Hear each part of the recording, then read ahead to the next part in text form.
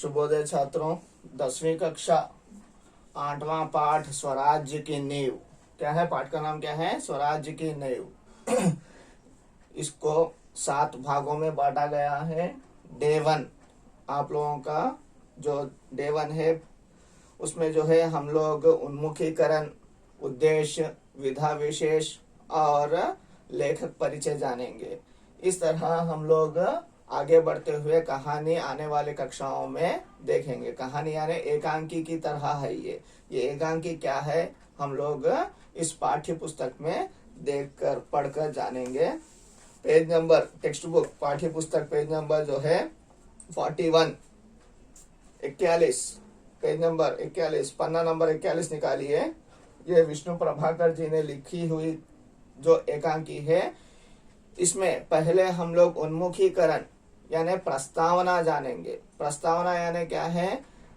इसमें किसके बारे में दिया गया है, इसके बारे में किस प्रकार की जानकारी है, ये हम लोग इसके अंतर्गत पहले जो कदम उठाए जाते हैं उसको प्रस्तावना कहते हैं। उन्मुखीकरण में देखिए, शासक का यह दायित्व होता है, यानी शासक यानी रूलर्स। शासक यानी कौन है? रूलर। जो किंग या कोई प्रेसिडेंट रूलिंग होता है, इस तरह से जो रूलर होता है, या प्राइम मिनिस्टर रूलिंग होता है, सीएम चीफ मिनिस्टर रूलिंग होता है, वो रूलर। पहले जमाने में जो है किंग्स रूल किया करते थे, राजा महाराजा या सम्राट एम्परर्स रूल किया करते थे। यानी अभी इस कहानी में, इस एकांकी में आपको कुछ रूलर्स के बारे में बताया जाएगा। शासक का यह दायित्व होता है। दायित्व यानी रेस्पॉन्सिबिलिटी। क्या रेस्पॉन्सिबिलिटी होती है शासक का? शासक की रेस्पॉन्सिबिलिटीज क्या है कि सबका बराबर ध्यान रखना चाहिए।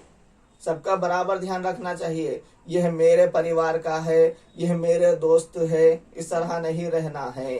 जैसे अभी गली का लीडर हो, या देश का लीडर हो, या जो है पूरे राज्य का लीडर हो, या कक्षा क्लासरूम का लीडर हो, कोई भी हो, कभी भी वो अपने बारे में नहीं सोचना है। अगर कक्षा का लीडर है तो कक्षा के सभी छात्रों के बारे में सोचना है। गली का लीडर है तो गली के सभी लोगों के प्रति न्याय से रहना है। देश का लीडर है तो देश के सभी व्यक्तियों के प्रति, लोगों के प्रति जो है न्याय से रहना है। इस तरह सभी को बराबर देखना है, सबका बराबर ध्यान रखना चाहिए।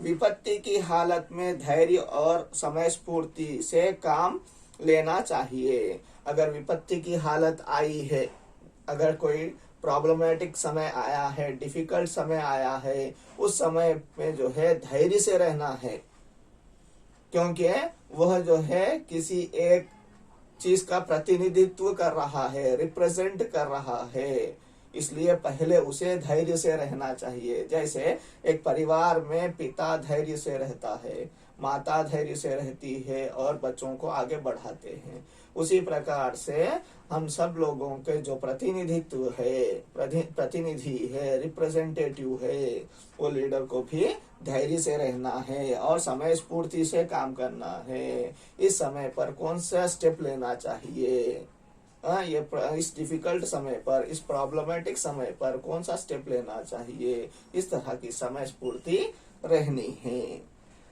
कानून और नियमों का समान रूप से अनुसरण करना चाहिए सभी के लिए, हर एक व्यक्ति के लिए, अपने आप के लिए भी और दूसरे हर व्यक्ति के लिए भी।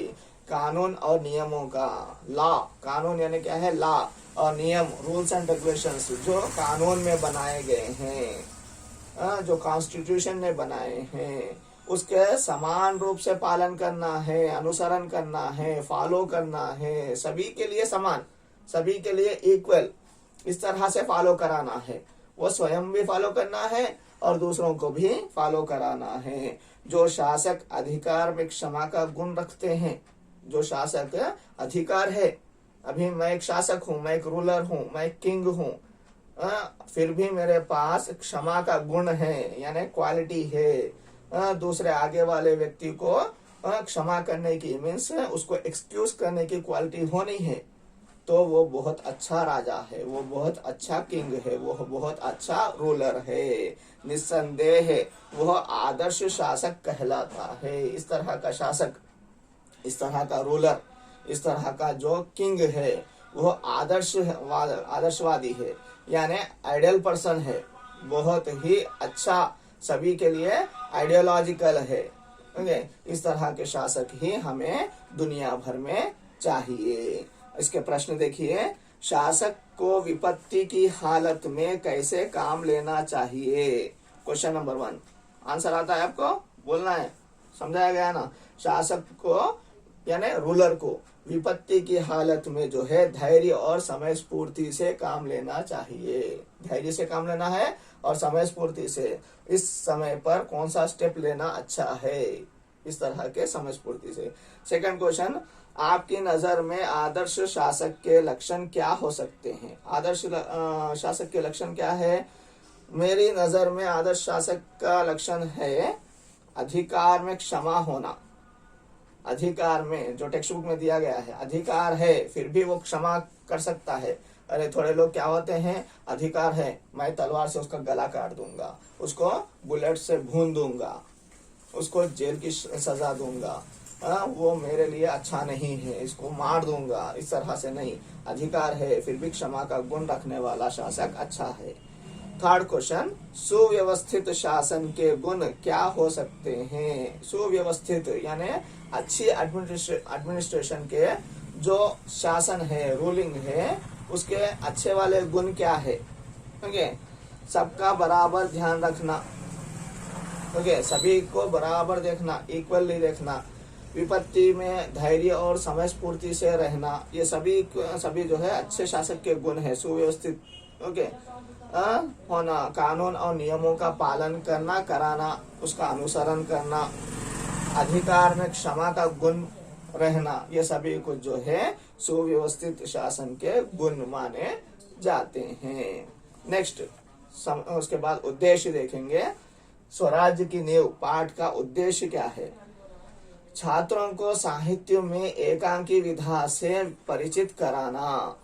साहित्य यानी लिटरेचर, हिंदी जो लिटरेचर है, हिंदी सब्जेक्ट का, इंग्लिश सब्जेक्ट का जो लैंग्वेज है, सभी का एक लिटरेचर है। इसमें कौन सा पोएट कब जन्म लिया है, उन्होंने किन किन चीजों पर अपनी रचनाएं लिखे हैं, और उनका रचनाएं कौन से समय पर आती हैं, मीन्स ये आदर्शोन्मुख है या कौन सा है, ये आधुनिक काल का है या आदि काल का है, इस तरह से सभी कुछ ज्ञान देती हैं। ये जो है साहित्य है। इस तरह के साहित्य में आप लोगों को एकांकी, ये कहानी है, कविता है, पद्य है, दोहा है, नाटक है, इस तरह से कौन सा है, निबंध लेखन है, ये सभी कुछ पता लगाने के लिए अभी ये पाठ जो स्वराज्य की नींव है, वो पाठ एकांकी पाठ है। विधा से परिचित कराना, आपको परिचित कराना, एकांकी यानी क्या है, इसे परिचित कराने के लिए एकांकी की भाषा व रचना शैली से परिचित कराना। एकांकी की भाषा शैली कैसी होनी चाहिए? कठिन होनी चाहिए या बहुत ही मधुर होनी चाहिए, स्वीट होनी चाहिए, या जो है आपको एकांकी विधा के बराबर बराबर आने वाली होनी चाहिए, या आपको कष्टदायक होनी चाहिए, सुनने में आप लोग जल्दी से समझ सके, इस तरह की होनी चाहिए। वो रचना शैली से परिचित कराना। ओके, भाषा और रचना शैली से, रचना यानी लिखित शैली से। एकांकी लेखन के लिए प्रोत्साहित करना। आप भी जो है एकांकी लिखना है, इस तरह जो है प्रोत्साहन, आप भी जो है इंस्पायर होने हैं, मैं भी एक एकांकी लिखूंगा। ये एकांकी क्या है, हम लोग विधा में सुनेंगे। एवं सबके साथ साथ, ये सब के साथ साथ क्या करना है, छात्रों में देश के लिए समर्पित, यानी ये लेसन पढ़ने के बाद, ये पाठ पढ़ने के बाद, ये पाठ जानने के बाद, स्वराज्य की नींव पाठ जानने के बाद आप भी जो है देश के लिए समर्पित भावना, सैक्रिफाइस वाली भावना, वो जो फीलिंग है वो आप में आनी है, विकास करना। इस पाठ का, ये स्वराज्य की नींव पाठ का उद्देश्य है। एक क्या है, एकांकी से परिचित कराना साहित्य लेखन में, एकांकी लिखने के लिए आपको प्रोत्साहित करना, और तीसरा जो है क्या है, आपको भी देश के प्रति क्या है, समर्पित होने की भावना पैदा करना आप में भी। ये 3 उद्देश्य इस पाठ के हैं, स्वराज्य की नहीं पाठ के हैं। देखेंगे पाठ के बाद भी जानेंगे। ओके, विधा विशेष, इस पाठ की विधा एकांकी है। इस पाठ की विधा क्या है, एकांकी। एकांकी साहित्य की वह विधा है, कौन सी विधा है, मेथड। विधा यानी क्या है, मेथड। कौन सी मेथड है ये, कि जो नाटक के समान अभिनय से संबंधित है। नाटक के समान अभिनय होता है इसमें, नाटक की तरह ही होता है, लेकिन नाटक नहीं है ये। ओके, उसी प्रकार से अभिनय किया जाता है, एक्ट किया जाता है। एकांकी का अर्थ है एक अंक वाला सॉरी, एकांकी का अर्थ क्या है, एक अंक वाला। यानी एक अंक वाला यानी क्या है सर, एक अंक वाला यानी सिर्फ एक ही मेन टॉपिक को लिया जाता है। जैसे महाभारत पूरा है या रामायण पूरा है, रामायण में 7 खंड है, 7 पार्ट्स है, उसमें से एक अरण्य खंड, उसके बारे में ही लिया जाता है। कोई ना कोई एक विशेष चीज के बारे में लेकर जो है उसके बारे में बातचीत करना, उसका नाटक की तरह, यानी एक ही अंक वाला, एक ही पार्ट वाला लेकर जो है उसके बारे में बातचीत करना, अंक वाला नाटक है। इस तरह नाटक की तरह ही है, लेकिन एक अंक वाला, एक भाग वाला, एक ही चीजों से परिचित कराने वाला एकांकी है ये। ओके, आगे बढ़ते हुए लेखक परिचय। ओके, लेखक कवि बोलकर लिखा है, लेकिन इसको क्या करना है, लेखक करना है, क्योंकि कविता नहीं लिखी है इसमें, इन्होंने लेखन लिखा है, इसीलिए जो है लेखक। लेखक का परिचय क्या है, विष्णु प्रभाकर, इनका नाम क्या है, विष्णु प्रभाकर जी है। इनका जन्म जो है सन 1912 में हुआ है।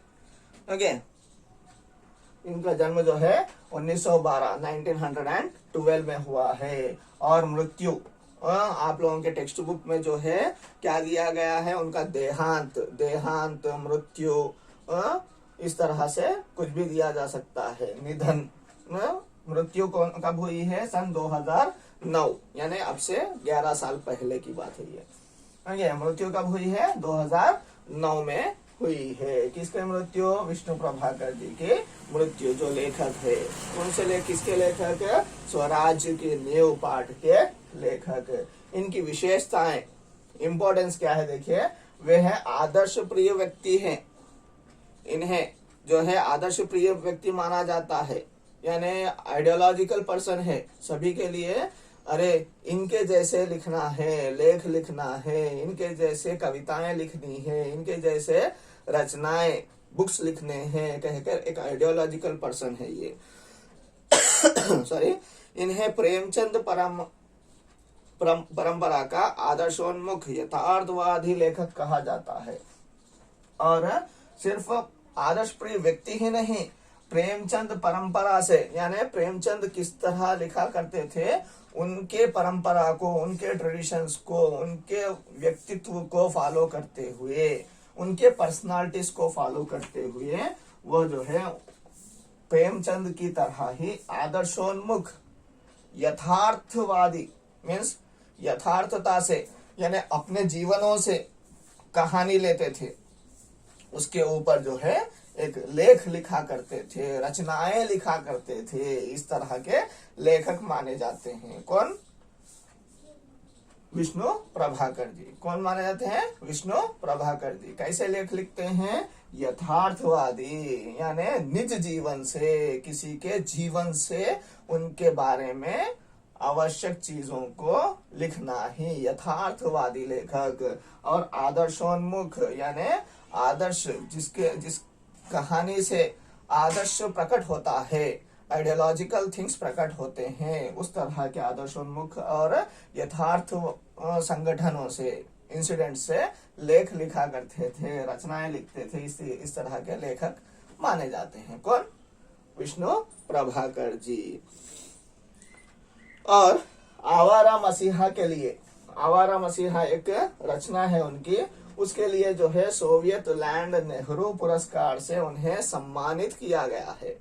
एक पुरस्कार है सोवियत लैंड नेहरू पुरस्कार कहकर, बहुत से लेखकों को मिला है। इस तरह इनको भी जो है कौन सी पुस्तिका के लिए, आवारा मसीहा, यह पुस्तिका के लिए जो है सोवियत लैंड नेहरू पुरस्कार से सम्मानित किया गया है। और भारत सरकार ने इन्हें और एक पुरस्कार से सम्मानित किया है। कौन सा? भारत सरकार ने पद्म भूषण से, इस सम्मान से, इस हॉनर से जो है सम्मानित किया है। किसको? विष्णु प्रभाकर जी को, यानी Padma Bhushan, not a joke ये। ओके, इस तरह से उन्हें ये सभी चीजों से सम्मान किया गया है। कौन से पुरस्कार मिले हैं? सोवियत लैंड नेहरू पुरस्कार। किसके लिए? आवारा मसीहा रचना बुक के लिए। और भारत सरकार ने भी, इंडियन गवर्नमेंट ने भी जो है इन्हें पद्म भूषण सम्मान से सम्मानित किया है। फिर एक बात जानेंगे, देखिए लेखक विष्णु प्रभाकर जी, इनका जन्म जो है 1912, मृत्यु 2009। और विशेषताएं, आदर्श व्यक्ति है और आदर्श प्रेमचंद परंपरा के आदर्शोन्मुख और यथार्थवादी लेखक माने जाते हैं। उनकी रचनाएं, आवारा मसीहा के लिए जो है इन्हें सोवियत लैंड नेहरू पुरस्कार से सम्मानित किया गया है। और भारत सरकार ने भी इन्हें पद्म भूषण सम्मान से सम्मानित किया है। आगे बढ़ते हुए एक और चीज देखेंगे, देखिए विषय प्रवेश, पाठ का विषय प्रवेश यानी एंट्री। देखिए, खूब लड़ी मर्दानी वह तो, पेज नंबर 42। खूब लड़ी मर्दानी वह तो झांसी वाली रानी थी। ये एक पद्य है, एक रचना है, सुभद्रा कुमारी चौहान ने लिखा है। किसके ऊपर लिखा है? रानी लक्ष्मीबाई के ऊपर लिखा है। यानी यह कहानी किसकी है, यह रचना किसकी है, ये स्टोरी स्वराज्य की न्यू स्टोरी किसकी है, ये एकांकी किसके ऊपर है? यस, रानी लक्ष्मीबाई के ऊपर। चौहान की यह पंक्ति लक्ष्मीबाई की वीरता प्रकट करती है। इसमें ऐसा क्यों लिखा गया है? क्योंकि मर्दों की तरह, बॉयज की तरह वो जो है वीरता से ब्रिटिशर्स से लड़ती है, ब्रिटिशर्स से को जो है अपना जो राज्य है, झांसी है, वह नहीं देने की शपथ खाती है। मर्दों की तरह आगे बढ़ते हुए अपने लेडीज की सेना को लेकर जो है वह लड़ाई के लिए तैयार होती है। उनके साथ बहुत से लोग यानी मर्द लोग भी होते हैं, लेकिन वो एक नायिका की तरह, एक लीडर, गर्ल लीडर की तरह जो है आगे बढ़ते हुए अपनी झांसी को बचाने के लिए अपने प्राणों को भी त्याग करती है। इसलिए जो है इस तरह के एक कविता लिखी है, पद्य लिखा है। खूब लड़ी मर्दानी वह तो, खूब लड़ी मर्दानी की तरह, मर्दों की तरह। इस तरह से लक्ष्मीबाई ने यह सिद्ध कर दिखाया कि नारी अबला नहीं सबला है। नारी कैसी है? नारी यानी स्त्री अबला नहीं है, वीक पर्सन नहीं है, सबला है, स्ट्रांग, वेरी स्ट्रांग पर्सन। नारी जो है अबला नहीं है। उन्होंने सिद्ध कर दिया, प्रूव कर दिया, लड़ाई लड़कर जो है प्रूव कर दिया है। लक्ष्मीबाई ने सच्चे अर्थों में देश की स्वतंत्रता के नींव रखी थी। हमारे जो देश की स्वतंत्रता है उसकी नींव, उसका फाउंडेशन लक्ष्मीबाई ने कैसे रखा है, हम लोग इस पाठ में जानेंगे। प्रस्तुत पाठ में देश के प्रति उनकी कर्मपरायणता बताई जा रही है। उनकी कर्मपरायणता, वर्क एफिशिएंसी, उन्होंने देश के लिए क्या किया है, ये सब कुछ आपको इस पाठ में बताया जा रहा है। इसके बारे में हम लोग इस पाठ के बारे में आगे जानेंगे। आप लोगों का होमवर्क ये कवि परिचय यानी लेखक परिचय लिखना है, और जो है आप लोग अच्छे से लेसन पढ़कर रहिए। धन्यवाद।